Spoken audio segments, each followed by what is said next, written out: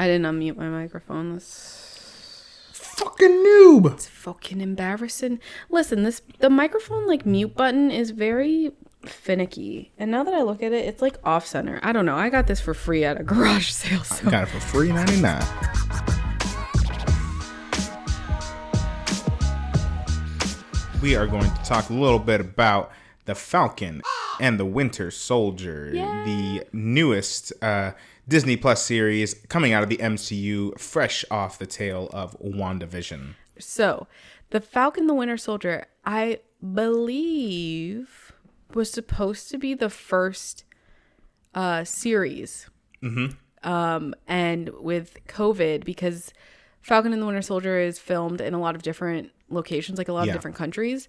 And with COVID, it made it a lot more difficult to finish production, whereas WandaVision, they were able to speed up production a little bit easier. So that's what came out first instead. Yeah. The Falcon and the Winter Soldier is about James Buchanan, Bucky Barnes, the Winter Soldier, and Sam Wilson, the Falcon. We've met these two many times in the past. They're Captain America sidekick villains, but also sometimes they are Captain America. It's just, it's a lot. Yeah. It's a lot. So I don't know if I'd call them lackeys. They're definitely they're definitely supporting characters in the Captain America franchise. But it feels like what they're leading us to believe, the end result of this show will be determining who is going to wield the Captain America shield. This is our newest series in which Disney and Marvel are kind of delving a little deeper, kind of shining a light on more of the supporting characters, supporting cast. And yeah, Endgame left us with a very, pivotal storyline.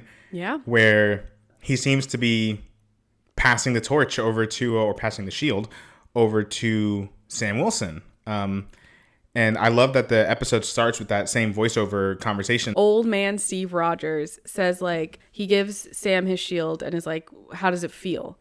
And Sam says, feels like it belongs to somebody else. And Steve Rogers says, well, it doesn't. And he looks just like Joe Biden.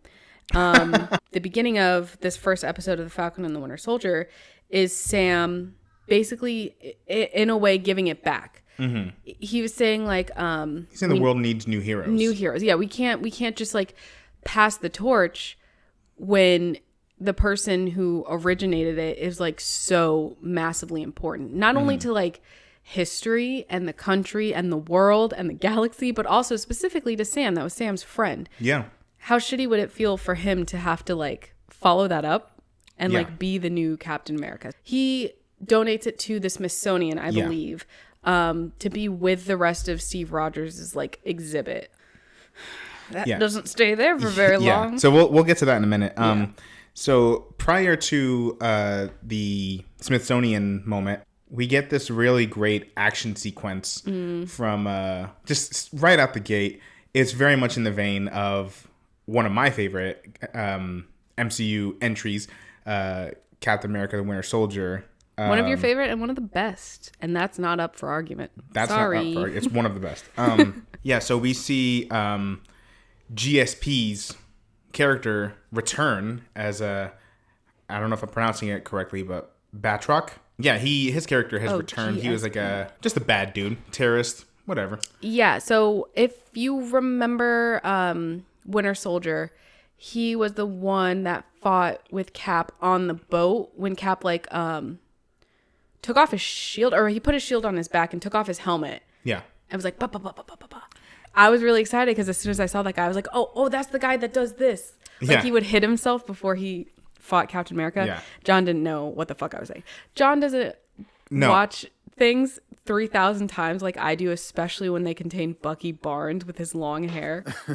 See, I thought, you were eating yogurt while we were watching yogurt, it. So I thought you were choking when you were like... I couldn't vocalize, what I was trying to do, but I was like, And then he did it again. That was so cool. Like, what a small detail to include again. GSP is a UFC guy. So, yeah, it was cool seeing more of that hand-to-hand combat. This sequence had it all. It had a awesome chase scene with those cool, like, Iron Man style shots, but of just Sam flying. I thought that was awesome. All the flying scenes were really, really well done. Yeah. And then we had hand-to-hand combat. We had mid-arrow fighting. Like they were just in the air fighting. Very stressful. Very stressful. Yeah, there was explosions. It was all of the MCU action that I've missed. And don't get me wrong, I loved WandaVision. I love that we got something new. Yeah. But, man, it felt like coming home. This is classically MCU action. Yeah. And also through this action, we learn a little bit more about Sam and like mostly his wingsuit. So before, I don't think we've ever seen it where his wings become a shield. Mm-hmm. That was cool. Fucking cool. That's so cool. And Red Wing is a little bit more developed. Yeah. And can now do vocal commands. Because I think before he had like a... It was remote. Yeah. But now it's like voice controlled. Yeah, so and that's cool. So cute. Yeah, it does. Yeah, I remember enjoying that too. So we learn a little bit more about Sam and what he's up to. So this show takes place 6 months after Endgame. Mm-hmm. So the world is still kind of being put back together. He joins the Air Force.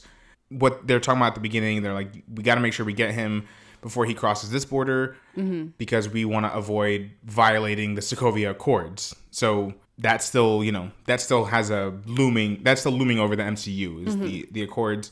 And Sam is still like, okay, I'm going to do things the right, quote unquote, the right way. By the book. And I'm going to work with the military as opposed to just like doing my own thing.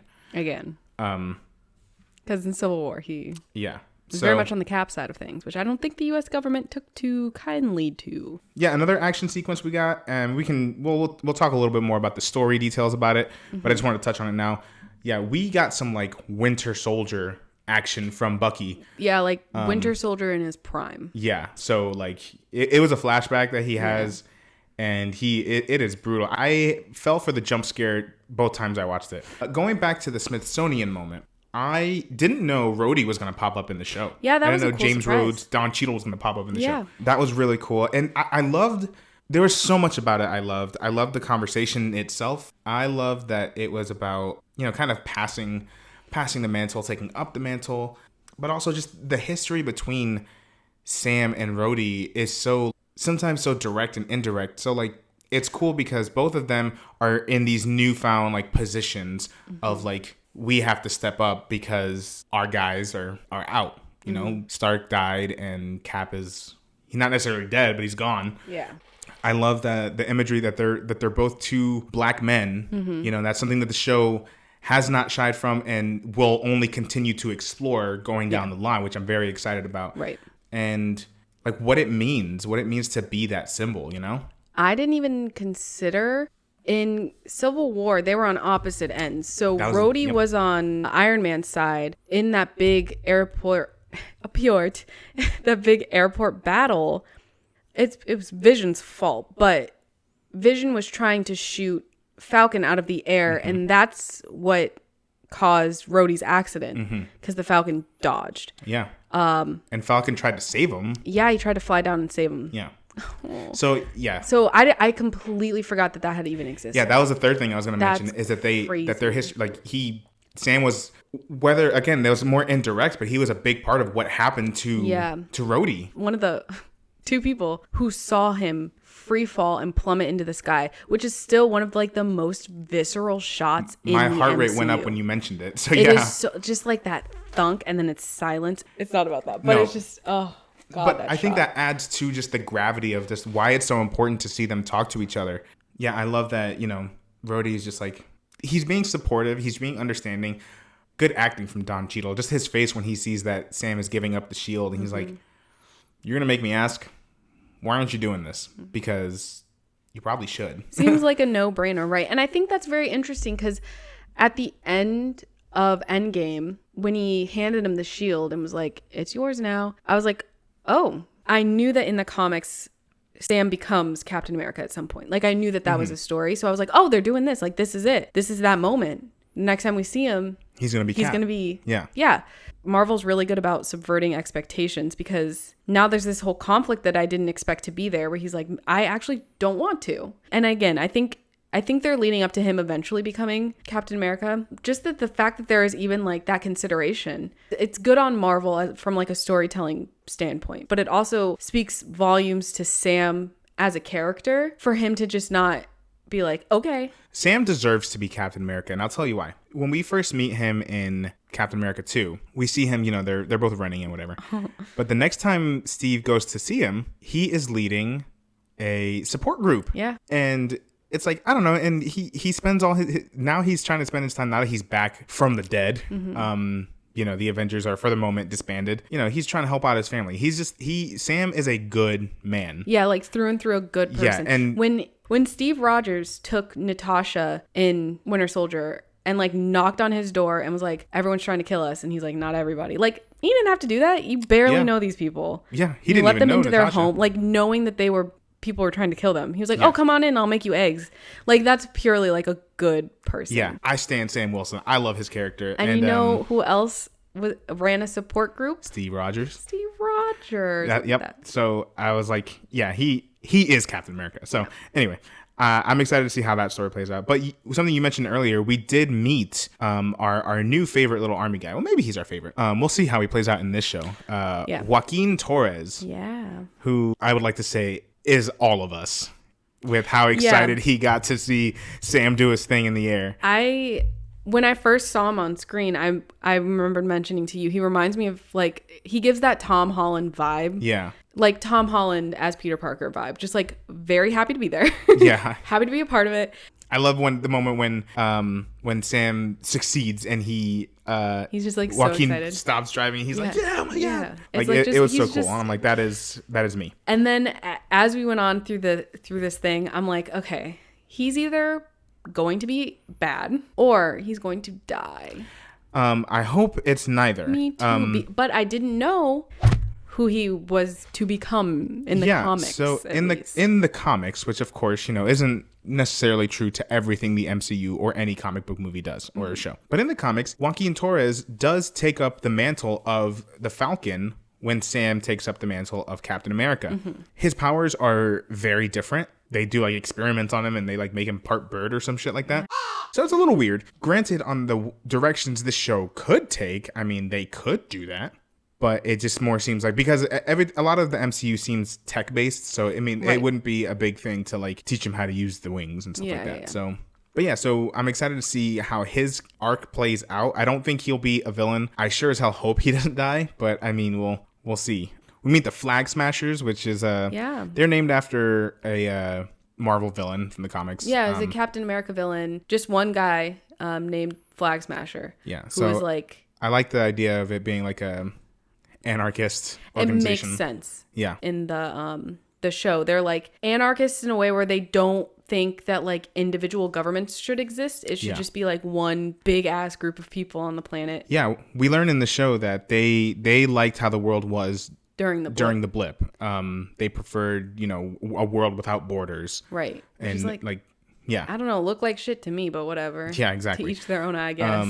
That's an interesting concept for this show. As much as I like the cosmic and supernatural things we just saw, I like being a little more like something I can grasp. This feels like this kind of like, not hacktivism, but like a form of activism that's like based on technology. It was all like AR and like chat forums, like realistic shit that could happen and does happen today. Yeah. Like it makes a lot of sense that it was done the way that it was now done. Something I do want to theorize about the Flag Smashers. Yes. We're gonna get into theorizing mode, folks. So they have that scene where they are like robbing a bank or something. Yeah. And homeboy jumps off a 2-story building. And then kicks a guy and breaks his back. Kicks a couple guys around, and they're flying all over the place. He appears to be very, very strong. One might say he has super strength. Strong. Yes. So that is one of the things that I remember hearing about this even before the first episode premiered. They're eventually going to explore Madripoor. Yes. Which is a big, I think specifically Wolverine location, but it plays into mutants. Yeah. In the comics. So people are thinking, even before, people are like, are we getting mutants? People have been saying that since before WandaVision came out. Since the Disney Fox merger. Yeah. Yeah. So the current theories that I'm hearing about the Flag Smashers, or at least the main girl, so the one who was handing out the masks, and that very strong man, they could be mutants, like the first wave of mutants. Someone experimented on them. That's how they all met in the first place. Yeah. And that's why they're able to do what they're doing now. Another theory was winter soldiers, or like super soldiers, I guess, would be in that same vein. But they got a different type of formula than Bucky did, because we saw that all of the other winter soldiers from Bucky's like lab were all murdered by Zemo. But yeah, so those are like the two prevailing theories that I'm hearing right now. Or they're just like regular people and that man was made out of tissue paper or something. I don't know. So, I mean, a couple different things. Like, as much as I would love to see how they're going to introduce mutants, and I think that's still a definite possibility. I think we already saw it. I think so too, in WandaVision with Monica Rambeau. But I still think it's a little soon for them to go that route. So I don't think they're going to be doing it so blatantly. Yeah. I do think, I wouldn't be surprised if we saw some form of like this underground version of the super soldier serum, because the way I'm thinking about it now is at the end of, I think it might have been Captain America Winter Soldier, all of S.H.I.E.L.D. and Hydra's files are out there. So who's to say that bits and pieces of the super soldier serum, whether it be the one Bucky had, the one Steve had, the one Red Skull had, who's to say that bits and pieces of those aren't out there? And maybe it's just a temporary serum that, like, you know, it gives someone enhanced abilities for a little bit. Kind of like that Netflix movie, that Project Power or whatever. I mean, we've seen it done in other, like, kind of like that movie. You've seen it done in Logan, where they had that, like, that special juice that he injected himself with and was real strong for a while. Yeah. So, I mean, that could definitely explain some of it. Or, I mean, the Weapon X program itself was trying to, like, weaponize mutants. Yeah. It could be a little mixture of both. It could be, you know, we could eventually see something similar too and be like, oh, well, there's these kind of covert experiments happening all over the world. Yeah. You know? It's interesting to think about what those enhanced individuals, like how they got their powers. Yeah. Again, this might be something that we don't get the answers to in this series. Kind of similar to WandaVision, where we thought it was like going to be this big reveal, but it was steps towards a big reveal. Maybe this is more steps. I couldn't see them introducing something as big and impactful as mutants or Weapon X in a movie. I think they might hold out on the big stuff, but I think we're getting stepping stones towards something. I think mutants could just be a different type of super soldier serum. I just feel like we've seen that so much already. I want to see something different. Yeah. It could be both, though. I mean, it could be both. I think that's still a task they have ahead of them. And I don't doubt that they'll find a way to make it work with what they've established so far. I mean, who knows? Maybe they think the world will be better with more Winter Soldiers. Maybe now they know the legend of the Winter Soldier is true. I don't know how Zemo fits into it. If he's going to become like the leader of the Flag Smashers, or if he is working against them. Like, I don't understand quite yet where he is going to lie. I don't either. I'm excited to see him back, though. I am excited. Loved him in Civil War. Yeah, that's a good complex villain. Again, who you can kind of understand. Like, again, you're doing it all wrong. Like, I get your concerns, but you're fucking it up. Something I loved about the episode is that we really see more humanity in our heroes. Sam and Bucky both are facing different sets of issues, but they're very real issues. And they're issues, I think, that specifically apply to veterans, which is kind of refreshing to see in the MCU. You know, we've not really seen that too much outside of a few moments. In the Captain America movies, that's where you're going to get the most of that type of content. Like that group that Sam is leading, they talk about that kind of stuff, but it's a scene in a big movie and then it's over. This, I think, is going to focus more on these, kind of like WandaVision also focused on mental health a lot. Yeah. I think it's going to be similar with these veterans, because they're both, I mean, as completely different people as they are, they're both ex-soldiers. Yeah, so Bucky is going through, you know, he's having nightmares. He's going through his, like, PTSD, like, and he's like struggling with making amends and trying to get out of the life. Even his making amends is like trying to right wrongs by like turning people in and doing these missions and stuff. So he kind of can't get out of it. And then we see and we see the guilt of that. We see guilt in Sam where he's like trying to make up to his family and, trying to help them with their financial struggles. Financial struggles is a big thing. Once, a lot of soldiers wind up facing, because once they're out, like, government kind of stops taking care of them, at least as well as they should. Yeah. So it was really, really interesting to see these real human problems in a superhero show. And that's what I love about Marvel in Overall, general. They're really good about that. Yeah. Like from Iron Man. Yeah. That's been part of it. And that's what makes a character like Spider-Man so relatable, is that, he's just a kid. So like when you're a kid reading these or watching these, you're like, oh my God, like I've felt that before. Yeah. So Marvel's very, very good about that. And I'm glad they're really stepping it up. Bucky's back in Brooklyn, which I love that they both went home. So Bucky's back in Brooklyn. I love getting these little hints of how old he is. He's a fucking old man. And listen, I've said it before and I'll say it again. I want to see him being uncomfortable in a big group of black people. Because back in his time, man, I mean, I'm not saying that he was like a horrible person, but everyone kind of was back then in different ways. I want to see him being uncomfortable, but then fitting in. Yeah, he's had a lot of experience now with the colored folk. And he's been to Wakanda. I'm sure that was interesting for him, but I just want to see him just like... He said in the episode, he's like, I had a little bit of common weight. Man, he loved being in Wakanda. Here's the thing. I want Bucky to become like that, like, oh, him, yeah, he's invited to the cookout. I think you're going to get that wish in this show, because he's going to have to go see Sam's family. We know he's going to go to Louisiana and he's going to see Sam's family. And I'm so excited. Yeah. You cannot tell me that you took these two old fucks out of the 40s and plopped them into 2013 or 14 or whatever. And they never mentioned anything. They were never like, back in my day, you couldn't sit there, like it just... Or like he walks up to a water fountain and is like, we can all use these now? Yeah, like I'm not saying that he has to be like, get back to your zone or whatever. I think... He probably thinks it's great, but he's just like... He's like, oh, back in my time, like no one fucking understood anything back where I came from, but it's just like so unrealistic for them to just show up. And I've said it before, that one scene at the end of First Avenger where Steve Rogers wakes up in that hospital bed and like gets out of it, and then who does he see outside like pointing guns at him? A fucking black ass Samuel L. Jackson.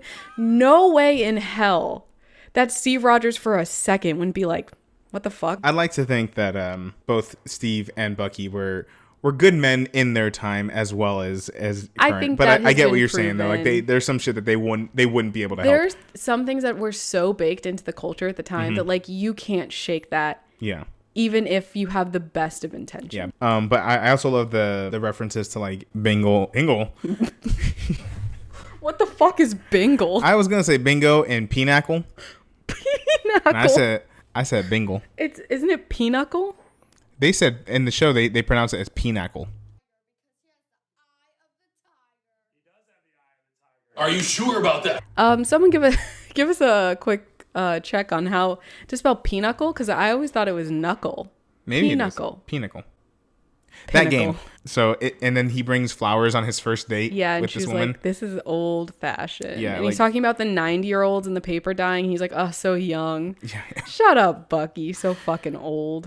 Also, his connection to that sweet little old man Nori. Oof, that was a reveal. Jeez. Yeah. That was quite impactful, because I was just thinking like, oh, it's just like this old grumpy man that he can relate with, because he's also an old grumpy man who lives in his building. But then at the end, you brought it up first. I think it was in the... I think I called it in the episode. I was like, oh my God. I think you called it when he first started talking about how his son, like the red bean paste, whatevers. And you were like, oh my God, I wonder if... And then later on, it's confirmed. Yeah. Fuck. That's so heartbreaking. Yeah. And much like Bucky being back in Brooklyn, Sam went back to Louisiana. I love this because in the comics, I think Falcon's actually from New York. Makes sense. But because Anthony Mackie is himself from New Orleans, they decided to place him in Louisiana, which I think is love that. Fantastic. I loved seeing him just be so familial and familiar with everyone around him. Yeah. It was just, not to get like too like into this kind of thing here, but like, I mean, it's known for people of color, especially black people. There's a thing called code switching where, you have to kind of put up a front when you're around people who aren't like you, particularly white people. So it was nice seeing him in an environment where like you could just be yourself. Yeah. And your style of language changes and your accents come out and stuff like that. In Louisiana at his family's dock, it was like he wasn't Falcon. He was Sam. Exactly. And I feel like for a lot of the other characters, they kind of have a person or something to be that with, but Sam really didn't. Because I think of Iron Man, Tony Stark had Pepper, Steve Rogers had Bucky, like family. Yeah. We never saw any of Sam's family. So it's nice to see his sister and his two nephews who are adorable. Yes. So that was just something I enjoyed, and it really reaffirms that Marvel is not shying away from just the inherent race relations that this show is bringing up. Right. And to show, people being authentically black and be comfortable with each other around that. And sometimes uncomfortable. So like that whole bank scene where they're trying to get a loan. It's cringy. Yeah, my God. And, his sister says, like, it's funny how things always change for us like, when we walk in the door. Yeah. I also like that the episode poses the question, how do the Avengers get paid? Yeah, we still don't have a clear answer on that one. Yeah, he was like government contracts. Well, he was like, people generally they like to do us favors. Like people just give them shit for saving the world, which I mean, I guess makes sense. But that's an unreliable source of income. Yeah. Let's talk about the ending of the episode. Okay. Let's talk about how they did my dude Sam so dirty. Yeah. # not my cap. Because, okay, we knew it was coming, right? Because we saw it in the trailers and stuff like that. We knew that there was going to be this imposter ass Captain America. We knew that going in. But then to see like, oh, Sam gave it up, and the whatever it was, like a senator or whatever, was like, you're making the right decision. It was only so to slimy. Turn around and give it to somebody else who like, who the fuck is that? Like, no, I don't know him. Does he have any sort of powers? And like in the real world, I mean, you see this all the time, whether it be in film, in TV, in businesses. If an organization has the opportunity or just straight up replaces one of the very few people of color in a leadership position or in the potential to be in that position, and you go and replace them with a cisgender white man, like the optics are bad. Oh yeah, the optics are regardless of how good the person is for the position. Right. The optics are never good because it just looks like you didn't want someone who was, in this case, black to be Captain America. And in this specifically, if they're doing it this way, which I think they are with what they've done with race so far. Mm-hmm. In the comics, there's a character who says like the world's not ready for a black Captain America or something like that. I have a feeling that's going to be maybe not outright what they say the reasoning was for that, because they gave some bullshit ass like, oh, we need new heroes or whatever bullshit. I think it's going to be like they just didn't want Sam because he's black to replace against the actual like receiver of this shield, of this title, to negate his feelings on something and his preference, to sub in a mediocre white man is so disrespectful. And just watching Sam's face and his sister's face as that's happening, so sad. Like so sad. And I applaud Marvel for like, even if that's not what they are outright doing. I mean, it is, but it's not like, even if they don't explicitly say, this is why this is shitty, people who have lived through things like this fully know already that like, oh my God, not again. Yeah, you feel that. Yeah, so it's like, and I think showcasing something like that on this grand of a scale, props to Marvel for doing that. Not shying away. So this new Captain America that we did get, # not my cap. His name is John Walker. And he is played by Wyatt Russell, who some people may know as Daddy, Kurt Russell. Yeah. Who was, of course, Ego in the MCU in Guardians of the Galaxy Volume 2. Yeah, we got a legacy hire. Yeah, so that's kind of cool. It's funny because when we first saw this Cap's new face, he looked down to the creepy wink to the camera. I hate this man. I was like, Matt Morrison as Oh my Matthew gosh. Morrison as Could you Captain imagine? America. I couldn't legitimately, if that had been Matthew Morrison, sorry, Matthew Morrison, if you're listening to this, but I would have never watched the show again. I cannot handle Matthew Morrison. Oh, and as like a nasty little replacement ass like scab of a Captain America. Oh God, it would Mr. have been Shoe is Captain America. unwatchable. In the comics, which again, take it or leave it. John Walker does become he's Captain America for a little while, and he becomes U.S. agent. Yes. Which is essentially another Captain America. I think in some runs he's a villain, in some runs he's not.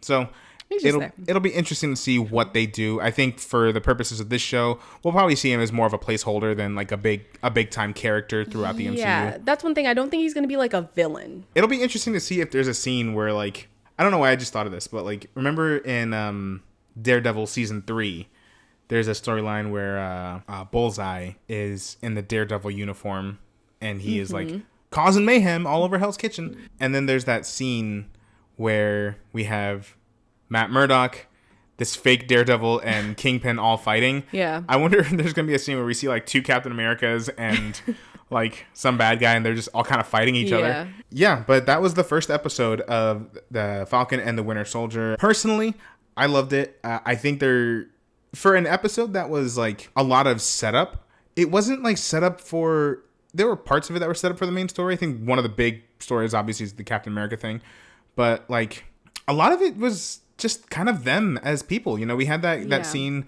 the therapy scene, we had like the bank scene. So a lot of it was just them kind of saying what they're up to and how they're doing as people, not necessarily as heroes. Yeah, which I think is necessary after such a huge event like Endgame. Yeah. Coming after that, you have to be like, okay, here's where they are. If you just jumped right into like the main plot, girl, I don't know what's happening. Yeah, because I mean, like with WandaVision, we all know that like Wanda did not handle it well. Yeah, like that was purposefully like burying the lead. Yeah, because to just jump into a fucking like black and white 50s episode was jarring on purpose because that's how they wanted us to feel. So it's a completely different approach where they're like, okay, here's where they are. This is what you need to know before we get into the rest of this story. But I appreciate that. Otherwise, I'm going to make up my own conclusions. And we all know when I theorize, almost nothing is correct. So. Yeah. So hopefully next week we'll have a little more detail on what the Flag Smashers are up to, how they're going to navigate this new Cap. Depending on who was left around, I mean, senators might not all be clean at this moment in time, because what if there was connections they made during the blip when there were no borders, right? So like there could still be rules. Foreign interests. So this show has a lot going for it. I think they had a really strong start right out the gate, and I'm excited to see what comes next. I agree, and I'm also very interested to see, and again, this was supposed to come out before WandaVision, but timeline-wise, WandaVision happened first. Yes, so it kind of worked out. Yeah, so I'm very interested to see if anything that popped up in WandaVision, whether it be the whole oops, she created a pocket universe, or scrolls, or if anything like that does pop up in Falcon and Winter Soldier, very, very interested to see if they make any of those ties. I wouldn't be surprised if they made a reference or two. Yeah. I don't know if we'll see a scroll though. I don't think we'll see any. I don't think we'll see a scroll. I don't think we'll get anything that directly ties into it, other than, like I said, a reference or two. I kind of don't want to, only because I know we're gonna see Wanda in Doctor Strange, and I don't know what all is gonna happen in Eternals. But that's also very cosmic. And then we have Spider-Man that's also coming out this year. Yeah. So like we'll have a lot of chances to follow up on that story. Exactly. So I don't mind letting that dust settle a little bit. I think it would be very interesting to see something from WandaVision that was set up and never explained or never followed up on pop up in Falcon and Winter Soldier. I don't know. I would be very happy if that happened. Mephisto? I don't think it'll be Mephisto, but even if it's just like a familiar face, what if we see Jimmy Woo? I could see Jimmy Woo popping up in this. That'd be awesome. It'd be a very big surprise because he was not announced as part of the cast. But I don't think Rhodey was either. I was very surprised to see him. Yeah, I think it'd be cool. But like you said, I don't think we're gonna get any like big plot points from WandaVision popping up, unless we find out what Sharon Carter. I mean, Shield's gone for the most part, so how do we know she's not a part of SWORD? She could be at the end. Was that Winter Soldier? She was in the CIA. Right. So, okay, so there's that. I mean, Sam's in the Air Force, so she might be CIA. Yeah. I don't know if that's where she ended up, but I know at one point she was in the CIA. But I don't know. I'm interested to see how they take Sharon Carter because I don't know. I feel like she was one of those characters that was maybe perhaps underutilized. Agreed. Because they try to shoehorn in that like a love story with her, which is creepy, especially when considering that he did in fact end up marrying Peggy. Keeping it in the family. Yeah, that's disgusting actually now that I think about it. But anyway, I think that's it for I don't have anything else on this first episode of The Falcon and the Winter Soldier. I enjoyed it, so I'm excited to keep talking about it. I'll start doing more of the like along the lines of like how Wanda talk was or Mando talk for Falcon and Winter Soldier, but it's just been a crazy week, so I didn't want to like wait until fucking Thursday to put up a video. So that's why we did something like this. I hope you guys enjoyed it. If you're not already, please consider following me on all the various social media. You can see there I am on Instagram, Twitter, YouTube, and right here on Twitch. Oh, also, thank you to everyone who has checked out the In the Heights trailer reaction video. That's been the biggest surprise. I didn't realize how many people would be interested in something like that. So if you're watching this on YouTube, if there's anything you guys want us to react to, me to react to, Kendra to react to, or for us to just chat about, drop a comment, let us know, and we will do our best to accommodate that. Thank you guys for tuning in to this review and reaction. All right, y'all, I think we're going to call it a day. Thank you guys for tuning in. We will see y'all next time. Bye. Peace. Thank you so much for watching. If you like this video, please hit the subscribe button. Don't forget to hit that thumbs up. And also, you can follow me on Instagram, Twitter, and Twitch. All right, see you next time.